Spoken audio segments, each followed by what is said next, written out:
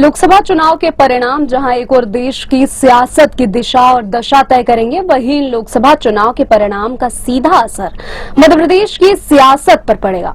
मध्य प्रदेश की सियासत कई दशकों से जिन 5 बड़े चेहरों के आसपास घूमती रही है, उनमें से पूर्व मुख्यमंत्री शिवराज सिंह चौहान, दिग्विजय सिंह और कमलनाथ के साथ साथ केंद्रीय मंत्री ज्योतिरादित्य सिंधिया और भाजपा के प्रदेश अध्यक्ष वी.डी. शर्मा के नाम शामिल हैं।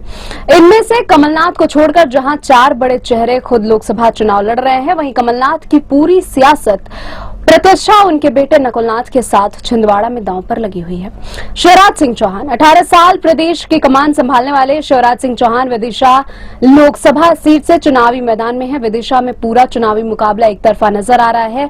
जिस तरह से विदिशा में वोटिंग हुई है, उससे शिवराज सिंह चौहान काफी आगे नजर आ रहे हैं और यह नजर केवल जीत के अंतर पर अब टिकी हुई है। ज्योतिरादित्य सिंधिया गुना शिवपुरी लोकसभा सीट से चुनावी मैदान में उतरे केंद्रीय मंत्री और राज्यसभा सांसद ज्योतिरादित्य सिंधिया की भी स्थिति काफी मजबूत मानी जा रही है। पिछले लोकसभा चुनाव में मिली हार से सबक लेते हुए सिंधिया जिस तरह से पूरे चुनाव में अपने संसदीय क्षेत्र में डटे रहे और अमित शाह को लेकर योगी आदित्यनाथ तक उनके लिए वोट मांगे, उससे सिंधिया की जीत तय मानी जा रही है। हालांकि यहाँ भी जीत का नजर मार्जिन पर ही टिका हुआ है।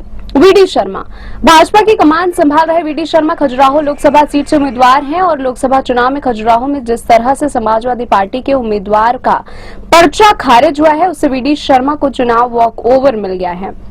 खजुराहो में अब नजर केवल जीत के अंतर पर टिकी हुई है। दिग्विजय सिंह मध्य प्रदेश के पूर्व मुख्यमंत्री रहे दिग्विजय सिंह राजगढ़ लोकसभा सीट से चुनाव मैदान में हैं। दिग्विजय सिंह चुनाव के दौरान कह चुके हैं कि यह उनके जीवन का आखिरी चुनाव है और इसके बाद वह चुनाव नहीं लड़ेंगे। राजगढ़ में दिग्विजय सिंह ने जिस तरह से चुनाव लड़ा है, उससे अब चुनाव परिणाम पर सबकी नजरें टिकी हुई हैं।